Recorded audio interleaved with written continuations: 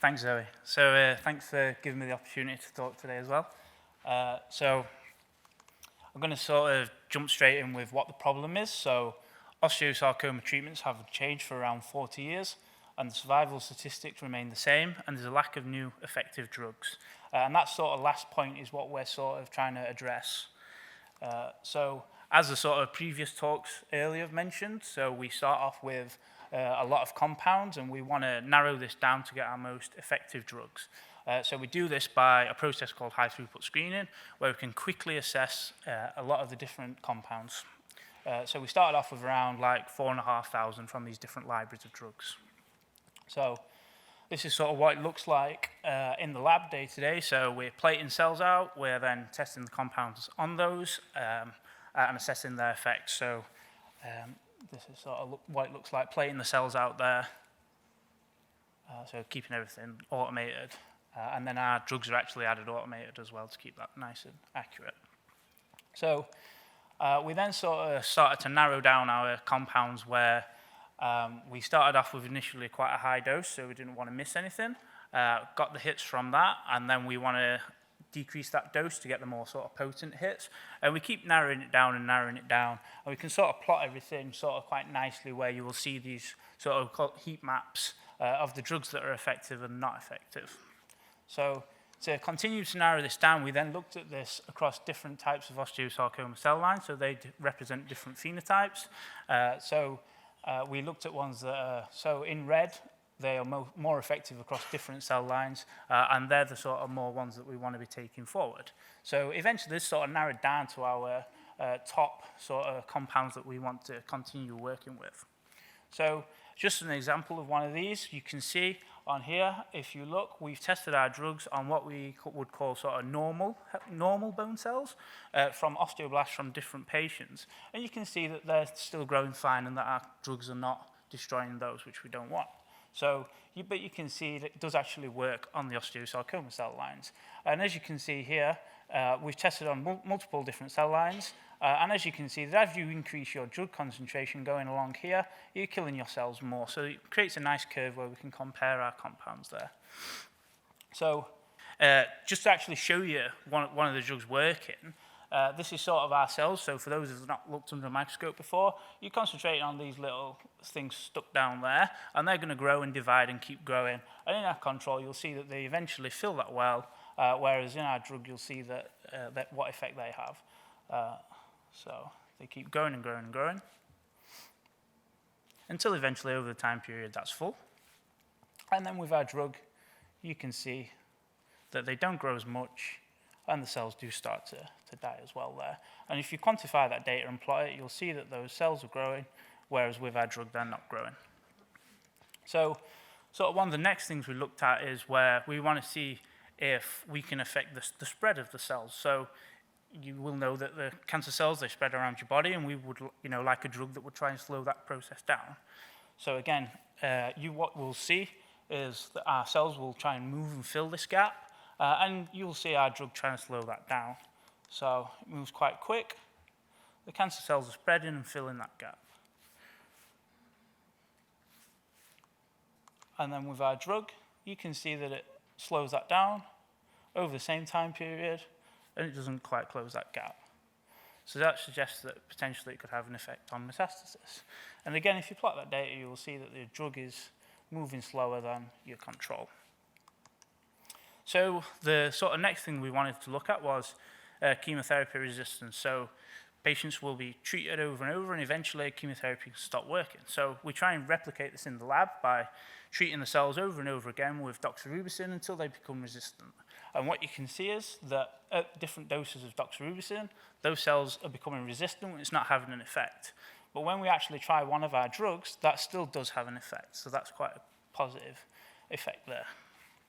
So our sort of next step that I'm actually doing at the moment, so I collect the cancer cells, I anesthetize the mouse, I scratch the mouse's leg with a needle, and I inject the bones and the cells into the bone, and it forms a tumor all around the mouse's leg, which you can see growing there, and we can visualize it and quantify this. So I will then start to treat the mice. When I see the signal, And if your drug is working, that light will decrease because it's killing the cells. So we can sort of track that as we're going along.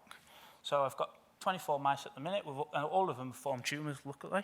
So we can now test our drugs. So I'm actually doing that at the moment, and even like nipping back to Sheffield to treat them today and things like that as well. So then sort of we will analyse these.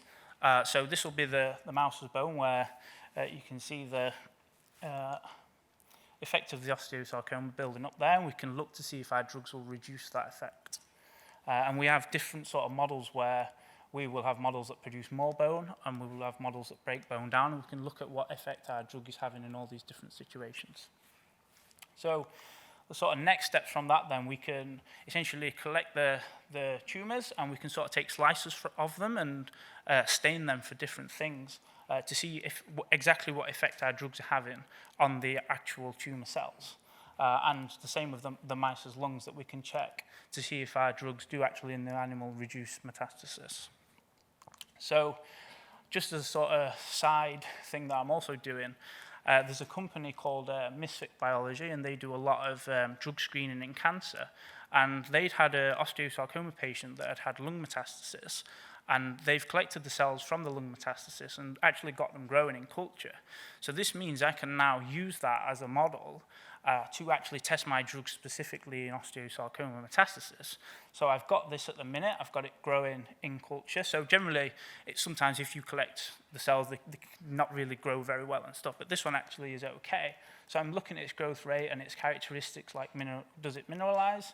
I've labeled it the same with the other cells, and now I've actually looked to see if I could actually potentially use this cell line in mice. So that's another sort of little mouse study that I've got as well going. And actually they are forming a signal at the moment, so that's a good model that we can potentially use to specifically look at metastasis rather than the sort of common cell lines that are all derived from the bone. So yeah, that's sort of where I'm up to at the moment, and these are my acknowledgements, the people in the lab, and it was actually funded by Hannah's Willberry Wonder Pony as well. Thank you. Does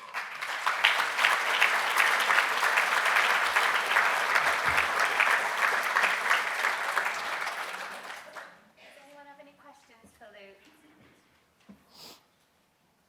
Charlie does.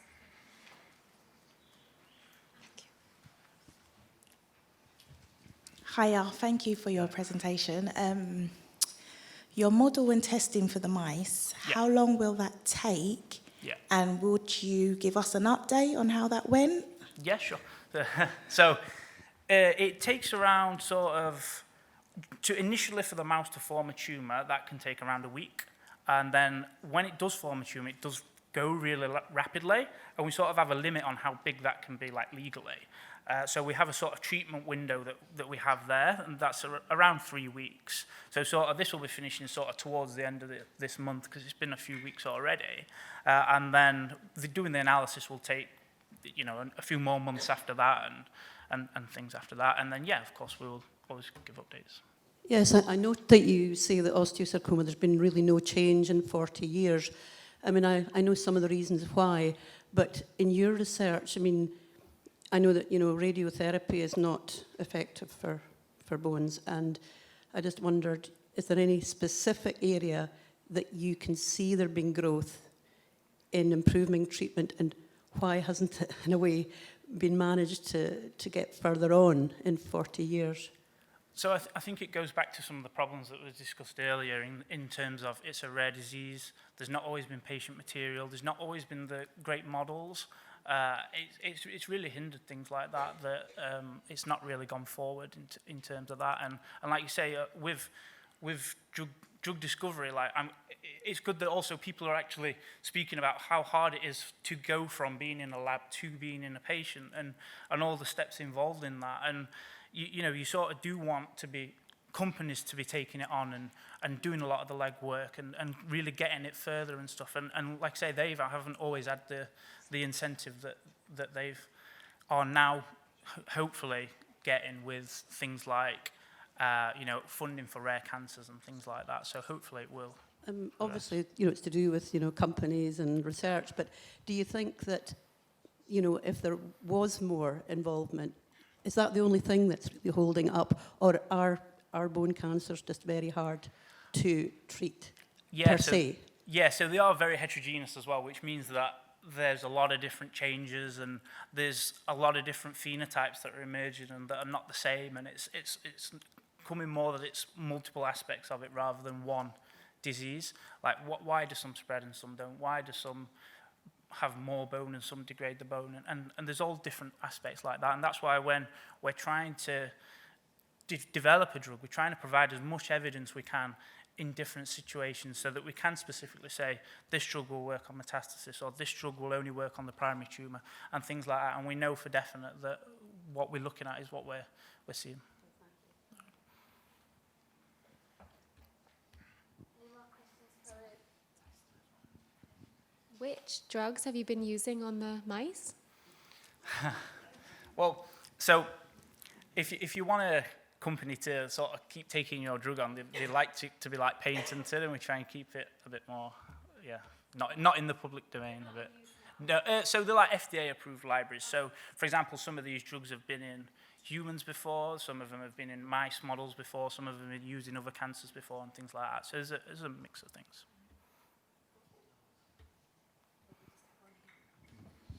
Hi, look, congratulations for your Thank presentation and your work. For your in vivo model of osteosarcoma, Yeah. do you also perform the ablation surgery? No.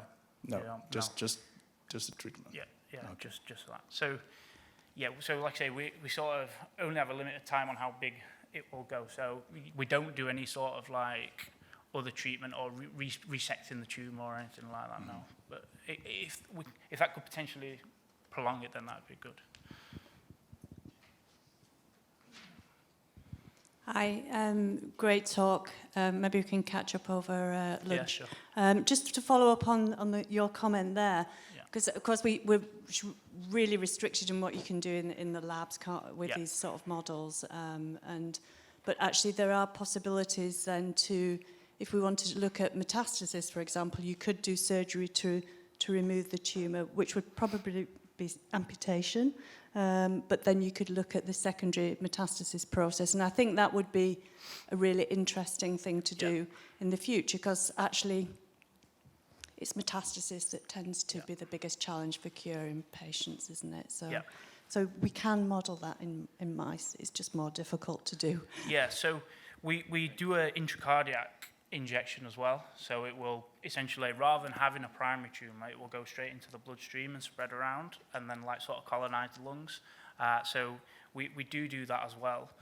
So for the lung cell line, I have the 3 mice that were there, and I have the 3 mice that are intracardiac injected to see if they do start to colonise the lungs, because they're from patients' lungs. So we would potentially want to see that, but we're not. It takes a longer time, so I've not included that today.